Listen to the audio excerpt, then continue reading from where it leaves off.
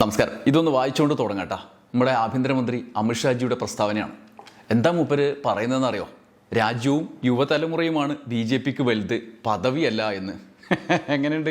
ധർമ്മേന്ദ്ര പ്രധാൻ രാജിവെച്ച് കാര്യങ്ങളൊക്കെ ഒരുവിധം തീരുമാനത്തിന് ശേഷം മൂപ്പരുടെ പ്രസ്താവന മെല്ലെ മാളത്തുനിന്ന് പുറത്തു വന്നിട്ട് നടത്തിയതാണ്. മൂപ്പര് ഇക്കാലത്തെ പ്രത്യക്ഷത്തിലും അപ്രത്യക്ഷത്തിലും ഒക്കെ എവിടെയായിരുന്നു എന്ന് നിങ്ങൾ ആലോചിച്ചിട്ടുണ്ടോ? ഒരു സ്ഥലത്ത് മൂപ്പരെ കണ്ടിട്ടില്ല. ഓഫീസിലോ വീട്ടിലോ ഒക്കെ ഒളിച്ചിരിപ്പായിരുന്നിരിക്കും. ഒളിച്ചിരുന്നിട്ട് ചെയ്തു കൂട്ടിയത് എന്താണ്? ആഭ്യന്തര വകുപ്പിൻ്റെ സകല സംവിധാനങ്ങളെയും സമരത്തെ, CJPയുടെ സമരത്തെ അടിച്ചമർത്താനിറക്കി. ഇറങ്ങിയവർ പെൺകുട്ടികളുടെ സ്വകാര്യ ഭാഗങ്ങളിൽ ക്രൂരമായി പെരുമാറിയ പോലീസുകാരും കൂലി പോലീസുകാരും ചരട് കെട്ടിയ ഗുണ്ടകളും ഒക്കെ ഉണ്ടായിരുന്നു. നിരനിരയായി നിന്ന് വിദ്യാർത്ഥികളെ കൈകാര്യം ചെയ്യുന്ന കാഴ്ച ഇന്ത്യ കണ്ടു. എല്ലാം കണ്ട് ഇന്ത്യൻ ജനത ആ സമരക്കാർക്കൊപ്പം അണിനിരന്നു. ഷാജിയുടെ കുതന്ത്രങ്ങളും പോലീസ് ക്രൂരതകളും ഒലിച്ചുപോയി. പ്രധാൻ തന്നെ രാജിവെച്ചു. ഈ രാജിയിലേക്ക് നയിച്ച പോലീസ് നടപടി അമിത്ഷായുടെ ചാണക്യ ബുദ്ധിയായിരുന്നു അത്രേ. ഇപ്പോൾ തൽക്കാലം തടി കഴിച്ചിലാക്കാൻ പ്രധാൻ ധർമ്മപ്രധാനെ കൈവിടിഞ്ഞു രാജിവെപ്പിച്ചു എങ്കിലും അടുത്തത് അമിത്ഷായുടെ ഉത്തരവാദിത്തം അവിടെ തലയുയർത്തി നിൽക്കുകയാണ്. ആളുകൾ അങ്ങോട്ടേക്ക് വിരൽ ചൂണ്ടുകയാണ്. അപ്പോഴാണ് മൂപ്പർക്ക് ഒരു കാര്യം മനസ്സിലായത്. അടുത്തത് തൻ്റെ കസേരയായിരിക്കുമോ എന്ന ഭീതി. അതോടെ യുവാക്കളാണ് പ്രധാനം, എന്നെയും കൂടി രക്ഷിക്കണേട്ടാ മക്കളെ എന്നും പറഞ്ഞ് വന്നിരിക്കുകയാണ് പ്രസ്താവനയായിട്ട്. എന്തുകൊണ്ടാണ് അമിത്ഷായാണ് അടുത്തത് എന്ന് പറയുന്നത്? കോക്രോച്ച് ജനതാ പാർട്ടിയുടെ പാറ്റ സമരത്തിനെതിരായ പോലീസ് നടപടിയാണ് നിലവിലെ സാഹചര്യത്തെ വഷളാക്കിയത് എന്ന് BJPയുടെ ചില നേതാക്കളും RSSും വിലയിരുത്തുന്നു. വിദ്യാർത്ഥികൾക്കെതിരായ ക്രൂരമായ പോലീസ് നടപടി രാജ്യത്തെ ജനതയെ ഒന്നാകെ സർക്കാരിനെതിരാക്കി. മുൻകാല സംഭവങ്ങളിലും സമാന സമീപനമായിരുന്നു. അന്നൊന്നും പക്ഷേ കീഴടങ്ങേണ്ടി വന്നിരുന്നില്ല. അത്തരം സംഭവങ്ങളുടെ പ്രകടിപ്പിക്കപ്പെടാത്ത വികാരങ്ങളടക്കം ഇത്തവണ ഒഴുകിയിറങ്ങി. ജനം സമ്പൂർണ്ണമായി എതിരായി. ധർമ്മേന്ദ്ര പ്രധാൻ രാജിവെച്ചില്ലെങ്കിൽ മൊത്തത്തിൽ കുലുങ്ങും, ഇളകിപ്പോകും എന്ന് തിരിച്ചറിയേണ്ടി വന്നു അവർക്ക്. പക്ഷേ കഥയിലെ യഥാർത്ഥ വില്ലൻ അണിയറയിലാണ്. അത് അമിത്ഷായിലേക്കാണ് വിരൽ ചൂണ്ടുന്നത്. 13 വർഷത്തെ ചോദ്യം ചെയ്യപ്പെടാത്ത ഭരണയാത്രയിൽ സർക്കാരിന് കുരുക്കിയ പ്രതിസന്ധികളിലെല്ലാം പ്രതിക്കൂട്ടിൽ ആഭ്യന്തര വകുപ്പിൻ്റെ ക്രൂരമായ അടിച്ചമർത്തൽ നയം ആയിരുന്നു. അത് സംഘപരിവാർ ശൈലിയിൽ എതിർശബ്ദത്തെ ഇല്ലാതാക്കാനുള്ള കൃത്യമായ പദ്ധതികളിലൂടെ നടപ്പാക്കപ്പെട്ടു. അമിത്ഷായുടെ രാഷ്ട്രീയ ബുദ്ധിയാണ് എല്ലാത്തിൻ്റെയും പിന്നിൽ പ്രവർത്തിച്ചത്. മന്ത്രിയാകുമ്പോഴും അതിനു മുമ്പും പിമ്പും ഒക്കെ ഗുജറാത്തിൽ ആരംഭിച്ചതാണത്. എതിരാളികൾക്ക് മേൽ ആക്രമണത്തിൻ്റെ ശൈലിയിൽ തിരിച്ചടിക്കുക, പ്രതിരോധിക്കാൻ പോലും ആകാത്ത വിധം അവരെ ദുർബലരാക്കുന്ന കടന്നാക്രമണം. CJPയുടെ അടുത്ത് പക്ഷേ എല്ലാം പാളിപ്പോയി. ഇപ്പോൾ ആഭ്യന്തരമന്ത്രിയിലേക്ക് വിരൽ ചൂണ്ടപ്പെട്ടു തുടങ്ങുകയാണ് ഈ സാഹചര്യങ്ങളിൽ. മുരളി മനോഹർ ജോഷിയെ പോലുള്ള നേതാക്കൾ ഇപ്പോൾ തന്നെ ഇടഞ്ഞു. ഈ സാഹചര്യത്തിൽ BJPയുടെ ശൈലിയെ തന്നെ ഉടച്ചു വാർത്തില്ലെങ്കിൽ നിലനിൽപ്പ് അപകടത്തിലാകും എന്ന കാഴ്ചപ്പാടുള്ള നേതാക്കൾ ഒരുമിച്ച് ചേർന്ന് അഭിപ്രായ ഐക്യത്തിലേക്ക് എത്തുകയാണ്. ഇന്ത്യൻ രാഷ്ട്രീയത്തിൽ കഴിഞ്ഞ ഒരു ദശാബ്ദത്തിലേറെയായി നരേന്ദ്രമോദിയുടെയും അമിത്ഷായുടെയും കൂട്ടുകെട്ടാണ് ഭാരതീയ ജനതാ പാർട്ടിയുടെ ഏറ്റവും വലിയ കരുത്തായി കണക്കാക്കപ്പെട്ടത്. തെരഞ്ഞെടുപ്പ് വിജയങ്ങൾ, സംഘടനാ വ്യാപനം, പ്രതിപക്ഷത്തെ പ്രതിരോധിക്കുന്ന രാഷ്ട്രീയ തന്ത്രങ്ങൾ, കേന്ദ്രഭരണത്തിൻ്റെ തീരുമാനങ്ങൾ എല്ലായിടത്തും ഈ ഇരട്ട നേതൃത്വത്തിൻ്റെ മുദ്ര ഉണ്ടായിരുന്നു. ഇരട്ട എഞ്ചിൻ എന്നത് മോദിയും ഷാജിയുമായിരുന്നു. അപ്രമാദിത്വമുള്ള ഒരു ചോദ്യം ചെയ്യപ്പെടാത്ത ബിംബമായി നരേന്ദ്രമോദിയെ മുന്നിൽ നിർത്തി അമിത്ഷായുടെ ചാണക്യ തന്ത്രങ്ങൾ, സൂത്രങ്ങൾ, സോഷ്യൽ എഞ്ചിനീയറിംഗ് എന്ന ഓമനപ്പേരിട്ട് ഭരണം നിലനിർത്തി സംഘടനയുടെ അപ്രമാദിത്വം നിലനിർത്തി മുന്നോട്ട് പോയി. അവർക്കൊപ്പം അണിചേർന്ന് വിധേയത്വത്തോടെ നിന്ന പല നേതാക്കളും അവരുടെ മുതൽക്കൂട്ടായി. ഓരോ ഘടകത്തിലും ഓരോ ഘട്ടത്തിലും അവരെ പ്രൊജക്റ്റ് ചെയ്തു. BJPയുടെ ആഭ്യന്തര രാഷ്ട്രീയത്തിൽ സ്വതന്ത്രമായ വ്യക്തിത്വമുള്ളവർക്ക് പോലും വിധേയപ്പെട്ട നിലപാടുകൾക്കപ്പുറത്തേക്ക് നിലനിൽപ്പില്ലായിരുന്നു. 2014 മുതൽ സർക്കാരിൻ്റെ നേതൃനിര പരിശോധിച്ചാൽ അത് വ്യക്തമാകും. രാജ്നാഥ് സിംഗും നിതിൻ ഗഡ്കരിയും വരെയുള്ളവർക്ക് ഇരട്ട എഞ്ചിന് പുറത്തേക്ക് വലിപ്പം ഉണ്ടായിട്ടും സർക്കാരിൻ്റെ എഞ്ചിനായി തോന്നാത്ത വിധം വേറിട്ട് നിന്നു. എന്നാൽ ധർമ്മേന്ദ്ര പ്രധാൻ അങ്ങനെ ആയിരുന്നില്ല. പാർട്ടിയിലും മൂന്നാം സർക്കാരിലും മുഖ്യ വിധേയനായിരുന്നു. ആ വിധേയത്വത്തിൻ്റെ കരുത്തിൽ മോദി ബിംബത്തിന് പിന്നിൽ ഷായുടെ സൂത്രങ്ങളിലെ ഒരു ചരടായി ധർമ്മേന്ദ്ര പ്രധാൻ നിലകൊണ്ടു. എന്നാൽ ഏറ്റവും പ്രിയപ്പെട്ട ഒരാളെ തള്ളിപ്പറയേണ്ടി വന്ന സാഹചര്യം സംജാതമായത് സർക്കാരിൻ്റെ നിലനിൽപ്പ് പോലും ചോദ്യം ചെയ്യപ്പെട്ടതോടെയാണ്. മോദി ഷാ ഇരട്ട എഞ്ചിൻ്റെ ചാണക്യ സൂത്രങ്ങൾക്കേറ്റ ഏറ്റവും കനത്ത തിരിച്ചടി. പ്രധാന്റെ പതനം വിലയിരുത്തപ്പെടുന്നത് അങ്ങനെയാണ്. സർക്കാരിനെ പ്രതിക്കൂട്ടലാക്കപ്പെടുന്ന സാഹചര്യം, കസേര ഇളകുന്ന സാഹചര്യം ഉണ്ടായപ്പോൾ മോദി നൈസായിട്ട് പ്രധാനെ കൈയൊഴിഞ്ഞു, രാജിവെപ്പിച്ചു എന്ന്. ഇതുവരെയുള്ള സർക്കാരിൻ്റെ രീതികൾ ഈ ഘട്ടത്തിൽ ചോദ്യം ചെയ്യപ്പെടുകയാണ്. പ്രധാൻ മാത്രമാണോ ഉത്തരവാദി? യഥാർത്ഥ ഉത്തരവാദി ആരാണ് എന്ന ചോദ്യം ഉയരുകയാണ്. ഭരണ മികവിനപ്പുറത്ത് ഹിന്ദുത്വ രാഷ്ട്രീയത്തിൻ്റെ വൈകാരികതയിൽ പടുത്തുയർത്തിയ ഒരു സംവിധാനം അതിനെ ഒന്നാകെ പുതുതലമുറയുടെ പ്രതിഷേധ കൊടുങ്കാറ്റിൽ ആടി ഉലയുന്ന സ്ഥിതിയിലേക്ക് എത്തിക്കണമെങ്കിൽ അത്രമാത്രം ആഴത്തിലാണ് പിഴവുകൾ സംഭവിച്ചിട്ടുള്ളത് എന്നതാണ് വസ്തുത. RSS ഈ സമരത്തിന് കീഴടങ്ങണം എന്ന് നിർദ്ദേശിച്ചതും ആ തിരിച്ചറിവിലാണ്. പ്രധാന്റെ പതനത്തോടെ എല്ലാം അവസാനിക്കില്ല എന്നും വലിയ മാറ്റങ്ങളുടെ തുടക്കത്തിലേക്ക് പോകുന്നു എന്നുമുള്ള റിപ്പോർട്ടുകൾ പുറത്തു വരുന്നുണ്ട്. സർക്കാരിനെ മുൻനിർത്തി ജനതയുടെ മേൽ അധികാരത്തിന്റെ ലാത്തി കൊണ്ട് നേടിയെടുത്ത വിജയങ്ങളായിരുന്നു ഇതുവരെ എന്നത് BJP തന്നെ തിരിച്ചറിയുകയാണ്. ഷാജിയുടെ സമീപനങ്ങൾ സർക്കാരിനെ മുന്നോട്ട് കൊണ്ടുപോയി എന്നതിനപ്പുറത്ത് ഒരു പതനത്തിലേക്ക് നയിച്ചു തുടങ്ങി എന്നതാണ് വിലയിരുത്തൽ. പ്രധാന്റെ പതനത്തോടെ അടുത്തതായി അമിത്ഷായുടെ നിലനിൽപ്പാണ് ചോദ്യം ചെയ്യപ്പെടുന്നത്. ജന്തർ മന്ദിർ സമരം വരെ നീളുന്ന പോലീസ് നരനായാട്ടിന്മേലേക്ക് വിരൽ ചൂണ്ടപ്പെടുകയാണ്. CJP സമരം രാജ്യത്തിന്റെ ആകെ വൈകാരികത പിടിച്ചുപറ്റിയത് അതിക്രൂരമായ പോലീസ് നടപടിയുടെ തുടർച്ചയായിട്ടാണ്. ഇതുവരെ ഈ 13ാം വർഷത്തിൽ എത്തി നിൽക്കുമ്പോൾ ഭരണകൂടം പ്രതിഷേധങ്ങളോടും എതിർപ്പുകളോടും സ്വീകരിച്ച അക്രാമകമായ സമീപനം ഇനി BJPയുടെ ആകെ പതനത്തിലേക്ക് നയിക്കുന്ന ഘടകമായി മാറുന്നു എന്നതിൻ്റെ സൂചനയാണത്. ഷായുടെ ഭരണതന്ത്രം RSSും ചോദ്യം ചെയ്യുന്നു എന്ന റിപ്പോർട്ടുകൾ വരുന്നത് വെറുതെയല്ല. അത് രാജ്യത്താകെയുള്ള വൈകാരികതയുടെ പ്രതിഫലനം കൂടി ആണ്. അധികാരത്തിൻ്റെ ഈ 13ാം വർഷത്തിലേക്ക് കടക്കുന്ന ഘട്ടത്തിൽ BJP നേരിടുന്ന ഏറ്റവും വലിയ വെല്ലുവിളി പ്രതിപക്ഷമല്ലെന്നും സ്വന്തം ഭരണശൈലിയാണെന്നുമാണ് രാഷ്ട്രീയ നിരീക്ഷകർ ഈ ഘട്ടത്തിൽ വിലയിരുത്തുന്നത്. പ്രത്യേകിച്ച് ആഭ്യന്തര മന്ത്രാലയത്തിന്റെ കീഴിലുള്ള ഡൽഹി പോലീസിന്റെയും കേന്ദ്ര സുരക്ഷാ സംവിധാനങ്ങളുടെയും പ്രതിഷേധങ്ങളോടുള്ള സമീപനം തുടർച്ചയായി വിവാദങ്ങൾ സൃഷ്ടിച്ചു. പിന്തുണക്കുന്നവർ BJP അനുഭാവികൾ അതിനെ ദേശീയ സുരക്ഷയുടെ ഭാഗമായി വ്യാഖ്യാനിക്കുമ്പോൾ വിമർശകർ അത് ജനാധിപത്യ പ്രതിഷേധങ്ങളെ അടിച്ചമർത്തുന്ന ക്രൂരമായ ഭരണരീതിയായി ആരോപണം ഉന്നയിക്കുന്നു. സമീപകാലത്ത് ഡൽഹി പ്രതിഷേധങ്ങളുടെ പശ്ചാത്തലത്തിൽ ഉയരുന്ന രാഷ്ട്രീയ ചോദ്യം അതാണ്. പ്രതിഷേധങ്ങൾ നിയന്ത്രിക്കാൻ നടത്തിയ പോലീസ് നടപടികൾ അത് സർക്കാരിനെ കൂടുതൽ പ്രതിരോധത്തിലാക്കിയോ? ആഭ്യന്തര മന്ത്രാലയത്തിന്റെ തന്ത്രം തന്നെ BJPക്ക് തിരിച്ചടിയായോ? ഈ സാഹചര്യത്തിൽ രാഷ്ട്രീയ ഉത്തരവാദിത്തത്തിന്റെ വിരൽ അമിത്ഷായിലേക്ക് നീളുന്നു എന്ന് വിലയിരുത്തുന്നു. ഡൽഹി പോലീസ് ഉത്തരവാദിത്തം സ്വാഭാവികമായും അദ്ദേഹത്തിൻ്റെതാണ്. ഭരണഘടനാപരമായി പോലീസ് കേന്ദ്ര ആഭ്യന്തര മന്ത്രാലയത്തിൻ്റെ നിയന്ത്രണത്തിലുമാണ്. അതുകൊണ്ട് ഡൽഹിയിലുണ്ടാകുന്ന ഈ നിയമപ്രതിസന്ധിയിൽ ആഭ്യന്തരമന്ത്രിയുടെ ഉത്തരവാദിത്തം അങ്ങനെ കൈകഴുകി ഒഴിവാകാൻ പറ്റുന്നതല്ല. സമാധാനത്തോടെ മുന്നോട്ട് പോയൊരു സമരം, അവിടെ പോലീസ് നടപടി, അതോടെയാണ് സർക്കാർ പ്രതിരോധത്തിലായത്. വെറും പോലീസ് നടപടിയല്ല. ഇന്ത്യ കണ്ടിട്ടില്ലാത്ത വിധം ചിലപ്പോൾ മണിപ്പൂരിലും ആസാമിലും ഒക്കെ മുൻകാലങ്ങളിൽ കണ്ടതുപോലെയുള്ള ഒരു ക്രൂരതയിലേക്കുള്ള ആരംഭമാണ് അവിടെ ഉണ്ടായിരുന്നത്.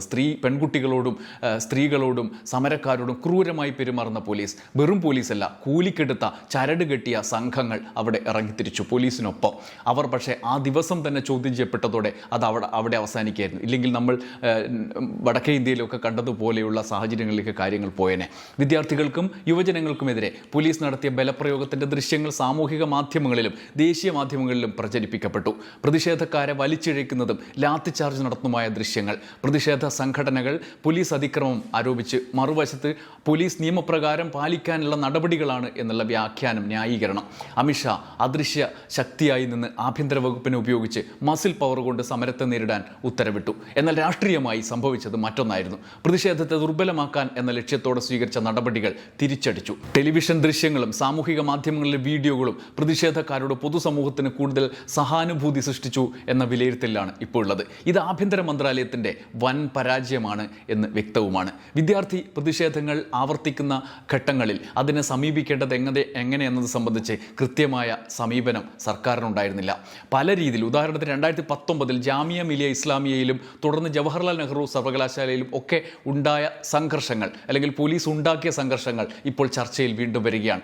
ജാമിയയിൽ ലൈബ്രറിയിൽ കയറി പോലീസ് അക്രമം കാണിച്ചു എന്നുള്ള ആരോപണങ്ങൾ, ദൃശ്യങ്ങൾ നമ്മുടെ മുമ്പിലുണ്ട്. നിരവധി വിദ്യാർത്ഥികൾക്ക് പരിക്കേറ്റു. മനുഷ്യാവകാശ സംഘടനകളും പ്രതിപക്ഷ പാർട്ടികളും രംഗത്തെത്തിയിരുന്നു. അവിടെയെല്ലാം ഹിന്ദു മുസ്ലിം ദ്വന്ദ്വം എന്ന സാധ്യത ഉപയോഗിച്ച് രാജ്യദ്രോഹ നിയമത്തിൻ്റെ ലാത്തിയെടുത്തടിച്ച് അമിത്ഷായുടെ ഭരണകൂടം പ്രതിഷേധങ്ങളെ മറികടന്നു. രാഷ്ട്രീയ സാഹചര്യങ്ങളെ അവർ മാറ്റിയെടുത്തു. ഭരണകൂടം പലപ്പോഴും പ്രതിഷേധത്തിൻ്റെ വിജയത്തെക്കാൾ പ്രതിഷേധം നിയന്ത്രിക്കുന്ന രീതിയിലൂടെ കൂടുതൽ പ്രതിസന്ധി സൃഷ്ടിച്ചു.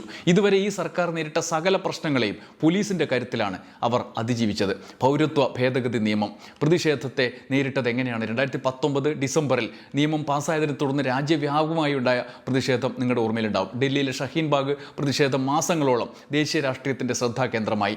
അത് അന്ന് പിന്തുണച്ചവരും അവർക്കെതിരെ സർക്കാർ എടുത്ത നടപടികളും വലിയ വിമർശനം വിളിച്ചു വരുത്തിയിരുന്നു. പൗരത്വ നിർവചനം വർഗീയമായ മതപരമായ അടിസ്ഥാനത്തിൽ എന്ന ആക്ഷേപം ഉന്നയിച്ചുകൊണ്ട് സമാധാനപരമായി നീണ്ട നാളുകളിലേക്ക് നീണ്ട സമരങ്ങൾ. അന്ന് അറസ്റ്റ് ചെയ്യപ്പെട്ടവരും സമരത്തിന് അനുഭാവം പൂർവ്വം പെരുമാറിയ ആളുകളും എല്ലാം സർക്കാരിൻ്റെ ഈ ലാത്തിക്ക് വിധേയരായി. ഏത് നേരിട്ട ലാത്തിയടി മാത്രമല്ല, പല രീതിയിൽ ആക്ഷേപങ്ങളായി, രാജ്യദ്രോഹ പരാമർശങ്ങളായി ഒക്കെ പൗരാവകാശ സംഘടനകളും നേതാക്കളും ഒക്കെ അന്ന് പോലീസിനെയും നിയമത്തെയും ഉപയോഗിച്ച് പ്രതിഷേധിച്ച് അവർക്കെതിരെ നടത്തിയ ക്രൂര വേട്ടയ്ക്കെതിരെ പലരും രംഗത്തെത്തി. പക്ഷേ അന്ന് സർക്കാർ വഴങ്ങിയിരുന്നില്ല. ഇപ്പോഴും അന്താരാഷ്ട്ര തലത്തിൽ ഇന്ത്യയുടെ ഇമേജിനെ ആകെ ബാധിക്കും മട്ടിൽ ഉമർ ഖാലിദ് അടക്കം വിചാരണയില്ലാതെ ജയിലറകളിൽ ജീവിക്കുന്ന രക്തസാക്ഷികളായി ചിത്രീകരിക്കപ്പെടാനിടയാക്കിയ സാഹചര്യങ്ങൾ ആഭ്യന്തര വകുപ്പിൻ്റെ ഈ സമീപനങ്ങളുടെ തുടർച്ചയായിട്ടാണ്. അതുകൊണ്ടാണ് അമിത്ഷായുടെ പങ്കിനെക്കുറിച്ച് ഇപ്പോൾ ചർച്ച ഉയരുന്നത്. 2019 ആർട്ടിക്കിൾ 370 റദ്ദാക്കിയതിന് പിന്നാലെ കാശ്മീരിലുണ്ടായ പ്രതിഷേധ സാഹചര്യം അത് ദേശീയ സുരക്ഷയ്ക്കും വികസനത്തിനും അനിവാര്യമാണ് എന്ന് വിശദീകരിക്കുകയും പ്രതിഷേധങ്ങളെ ക്രൂരമായി അടിച്ചമർത്തുകയും ചെയ്തു. നിയന്ത്രണങ്ങൾ നേതാക്കളെ തടങ്കലിലാക്കിയത്, ദീർഘകാല നിയന്ത്രണങ്ങൾ, നേതാക്കൾക്ക് അടക്കം കാശ്മീരിലേക്ക് പോകാൻ വിലക്കേർപ്പെടുത്തിയതൊക്കെ ഈ തരത്തിലുള്ള സമീപനത്തിൻ്റെ തുടർച്ചയായിട്ടാണ്. ആഭ്യന്തര മന്ത്രാലയത്തിൻ്റെ സമീപനത്തിൻ്റെ തുടർച്ചയാണ്. പ്രതിഷേധക്കാരെ രാജ്യദ്രോഹികളാക്കി, പ്രതിഷേധമുള്ള ഇടങ്ങളെ ഒറ്റപ്പെടുത്തി മാറ്റി നിർത്തി. ഇൻ്റർനെറ്റ് വിലക്കാണ് പ്രധാനപ്പെട്ട ഒരു പരിപാടി എല്ലായിടത്തും. ആശയവിനിമയ സംവിധാനം ആദ്യം കട്ട് ചെയ്യും. ഡൽഹിയിലും കണ്ടല്ലോ. ഡൽഹിയിൽ പക്ഷേ ജെൻസിയായിട്ടാണ് കളിച്ചത്. അവർ ബിച്ചാറ്റ് അടക്കമുള്ള അതിനെ അതിജീവിക്കാനുള്ള സാധ്യതകളെ ഉപയോഗിക്കുകയും ചെയ്തു. എന്തായാലും കാശ്മീർ 2023 മണിപ്പൂരിൽ പൊട്ടിപ്പുറപ്പെട്ട വംശീയ ആക്രമണം കേന്ദ്ര സർക്കാരിന് മേൽ മായാത്ത പാടുണ്ടാക്കി. മോദി സർക്കാർ പ്രതിക്കൂട്ടിലാണ് ഇപ്പോഴും. അമിത്ഷായുടെ ആഭ്യന്തര വകുപ്പ് ജനത്തെ കുരുതി കൊടുത്തു എന്ന ആരോപണമുണ്ടായി. മാസങ്ങളോളം കലാപം, നൂറുകണക്കിന് ആളുകളുടെ കൊലപാതകം, ആയിരങ്ങളുടെ കുടിയൊഴിപ്പിക്കൽ, സ്ത്രീകൾക്കെതിരായ അതിക്രമങ്ങളുടെ ദൃശ്യങ്ങളടക്കം പുറത്തു വന്നപ്പോൾ രാജ്യം നടുങ്ങി. ഇന്നും മണിപ്പൂർ അശാന്തമാണ്. മതവും ജാതിയും പറഞ്ഞ് സർക്കാരും BJPയും പ്രതിരോധിക്കുന്നു. അമിത്ഷായുടെയും മോദിയുടെയും തൂവലിലെ മായാത്ത അടയാളമാണ് മണിപ്പൂർ. രാജ്യത്ത് നടുക്കിയ സർക്കാരിൻ്റെ കർഷക സമരത്തിനെതിരായ നടപടി മറ്റൊന്ന്. 2020 ആരംഭിച്ച കർഷക സമരം കേന്ദ്ര സർക്കാരിൻ്റെ കണക്കുകൂട്ടലുകളെ മാറ്റിമറിച്ചു. ഡൽഹി അതിർത്തികളിൽ ബാരിക്കേഡുകൾ, കോൺക്രീറ്റ് മതിലുകൾ, മുള്ളുവേലികൾ, റോഡുകളിൽ ആണികൾ. രാജ്യത്തിൻ്റെ രാഷ്ട്രീയ സ്മരണ അതിലേക്ക് പോകും പെട്ടെന്ന് ഈ ആഭ്യന്തര വകുപ്പിൻ്റെ അമിത്ഷായുടെ പോലീസിനെ ഓർക്കുമ്പോൾ. പ്രതിഷേധത്തെ നിയന്ത്രിക്കാനുള്ള ഭരണകൂടത്തിൻ്റെ ശ്രമം സമരത്തെ പക്ഷേ അവസാനിപ്പിച്ചില്ല, മറിച്ച് അത് ശക്തമാക്കി. ഒടുവിൽ പ്രധാനമന്ത്രി നരേന്ദ്രമോദി തന്നെ കാർഷിക നിയമങ്ങൾ 3 പിൻവലിക്കുന്നതായി പ്രഖ്യാപിക്കേണ്ടി വന്ന സാഹചര്യം. അത് ഇന്ന് ഏത് മട്ടിലേക്കാണ് മാറിയത് എന്ന് നമുക്കറിയാം. ഭരണത്തിൻ്റെ തുടർച്ചയിൽ അവർ എല്ലാം മറന്ന് അഭിരമിച്ചു. വിദേശ രാജ്യങ്ങൾ പോലും കർഷകരുടെ മേൽ സർക്കാർ നടത്തിയ വേട്ട പല രീതിയിൽ ചർച്ച ചെയ്യപ്പെട്ടു. മനുഷ്യാവകാശ പ്രവർത്തകർ പോലും രംഗത്തിറങ്ങി. പ്രതിഷേധക്കാരെ പിന്നീട് ഭീകരരാക്കി, പാർലമെൻറ്റ് ആക്രമിക്കാൻ വന്നവർ വരെയാക്കി BJP സംഘപരിവാർ സംഘം. സമരം പൊളിക്കാൻ നുഴഞ്ഞു കയറിയവരും സംഘപരിവാർ സംഘടനകളും തമ്മിലുള്ള ബന്ധം സംശയ നിഴലിലും ആയി. പിന്നീട് എല്ലാം കർഷകരുടെ തലയിൽ വെച്ച് സമരം രാജ്യവിരുദ്ധമാക്കി ചിത്രീകരിക്കാൻ ഇന്നും BJP പെടാപ്പാട് പെടുന്നു ഏത് ചർച്ചകളിലും. അതിന് പിന്നാലെയാണ് ശക്തരായ എതിരാളികളെ പൂട്ടാൻ കേന്ദ്ര അന്വേഷണ ഏജൻസികളെ മുൻനിർത്തി നടത്തുന്ന നാടകങ്ങൾ രാജ്യമെങ്ങും ചർച്ച ചെയ്യപ്പെടുന്നത്. ED, CBI, ആദായ നികുതി വകുപ്പ് തുടങ്ങി ഏജൻസികൾ പ്രതിപക്ഷ നേതാക്കൾക്കെതിരെ രാഷ്ട്രീയമായ പ്രതികാരം തീർക്കാൻ രംഗത്ത് വരുന്നു. ഭൂരിഭാഗവും രാഷ്ട്രീയ പ്രതികാരങ്ങൾ. സുപ്രീം കോടതി തന്നെ ഇടപെട്ടു. ഇതിൽ കേന്ദ്രത്തിൻ്റെ സമീപനത്തെ വിമർശിച്ചു. ഭരണകൂടത്തിനെതിരെ നടപടി നേരിടുന്ന പല നേതാക്കളും പിന്നീട് BJPയിലേക്ക് ചേർന്നപ്പോൾ കേസുകൾ ഇല്ലാതാകുന്ന വിചിത്ര കാഴ്ചയും നമ്മൾ കണ്ടു. സർക്കാരിൻ്റെ സംവിധാനങ്ങളെ മുഴുവൻ രാഷ്ട്രീയമായി ഉപയോഗിക്കുക, സർക്കാരിനെതിരെ ഉയർത്തപ്പെടുന്ന ചോദ്യങ്ങളെ ഇല്ലാതാക്കുക, ശബ്ദങ്ങളെ ഇല്ലാതാക്കുക, ഏകാധിപത്യത്തിൻ്റെ സ്ഥിര സ്വഭാവങ്ങൾ. ഒടുവിൽ ജന്തർ മന്ദിറിലും അതേ തന്ത്രം പ്രയോഗിച്ചു. എന്നാൽ അമിത്ഷായുടെ ആഭ്യന്തര വകുപ്പിൻ്റെ ആ കുതന്ത്രം പൊളിഞ്ഞ് പാളീസായി. ജനം തിരിച്ചറിഞ്ഞു. ഭയമില്ലാതെ ഒന്നായി CJPക്കൊപ്പം നിന്നു. ഒടുവിൽ കീഴടങ്ങുമ്പോൾ എല്ലാത്തിൻ്റെയും ഉത്തരവാദിത്തം ധർമ്മേന്ദ്ര പ്രധാനിൽ തീരുന്നില്ല. യഥാർത്ഥ ഉത്തരവാദി പ്രതിക്കൂട്ടിൽ അകത്തു നിൽക്കുകയാണ് എന്നുള്ളതാണ് രാഷ്ട്രീയ സാഹചര്യം. അമിത്ഷാ, മോദി ഇരട്ട എഞ്ചിൻ ഫാഷിസം എന്നാണ് വിമർശകർ ഈ ഭരണചക്രത്തെ വിളിക്കുന്നത്. ഇന്ത്യയെ സ്ഥിരമായ പരോക്ഷ അടിയന്തരാവസ്ഥയിലേക്ക് കൊണ്ടുപോയ ദുന്ദും എന്നാണ് രാഷ്ട്രീയ വിമർശകരുടെ പരാമർശങ്ങൾ. അടുത്ത ലോക്സഭാ തെരഞ്ഞെടുപ്പിലേക്ക് ഇതേ സമീപനവുമായി പോയാൽ BJP നിലം തൊടില്ലെന്ന തിരിച്ചറിവാണ് RSSനുള്ളതെന്ന് ചില രാഷ്ട്രീയ സംഭവവികാസങ്ങൾ സൂചനകൾ നൽകുന്നു. പ്രധാന കാര്യത്തിൽ എന്നതുപോലെ ഷാജിയുടെ കാര്യത്തിലും നരേന്ദ്രമോദി കൈ കഴുകുമോ? അമിത്ഷായെ ഉപേക്ഷിക്കേണ്ടി വരും എന്നതാണ് രാഷ്ട്രീയ നിരീക്ഷകരുടെ വിലയിരുത്തൽ. ധർമ്മേന്ദ്ര പ്രധാൻ പ്രതിക്കൂട്ടിലാക്കപ്പെട്ട നടപടികളെല്ലാം സർക്കാരിൻ്റെ നീക്കങ്ങളുടെ, അമിത്ഷായുടെ തന്ത്രങ്ങളുടെ തുടർച്ചയാണ്. ഏകീകൃത പരീക്ഷാ രീതികൾ, ഫെഡറൽ സിസ്റ്റത്തെ മറികടന്ന് ഉന്നത വിദ്യാഭ്യാസം കുളം തോണ്ടിയതടക്കം മോദി ഷാ ഭരണപരിഷ്കാരങ്ങളുടെ ഭാഗവും ആയിരുന്നു. എന്നാൽ ഏകീകരിക്കപ്പെട്ട പരീക്ഷകളിലെ ചോദ്യപേപ്പർ ചോർച്ച രാജ്യത്തെ ആകെ ബാധിച്ചു. അതിൻ്റെ ഉത്തരവാദിത്തം വിദ്യാഭ്യാസ മന്ത്രിയിലേക്ക് പോയി. അതിനപ്പുറത്ത് വിദ്യാഭ്യാസ രംഗത്തെ ഇന്നത്തെ അവസ്ഥയുടെ പൂർണ്ണ ഉത്തരവാദിത്തം നരേന്ദ്രമോദിക്കും അമിത്ഷായ്ക്കുമാണ്. അവിടെ പ്രധാനെ ഉപേക്ഷിച്ച് തൽക്കാലത്തേക്ക് തടി രക്ഷപ്പെടുത്തി എന്നുള്ളത് മാത്രമാണ് നടന്നത്. അടുത്തത് അമിത്ഷായെ ഉപേക്ഷിക്കേണ്ടി വന്നാൽ നരേന്ദ്രമോദി അതും ചെയ്യുമോ എന്നുള്ളതാണ് ചോദ്യം. ബാക്കിയാകുന്ന ആ ചോദ്യത്തിന് മുന്നിൽ അമിത്ഷായുടെ കസേര ഇളകി തുടങ്ങിയോ എന്നുള്ളതാണ് രാഷ്ട്രീയ നിരീക്ഷകരുടെ ചർച്ചകൾ. കാത്തിരുന്ന് കാണാം. നന്ദി, നമസ്കാരം.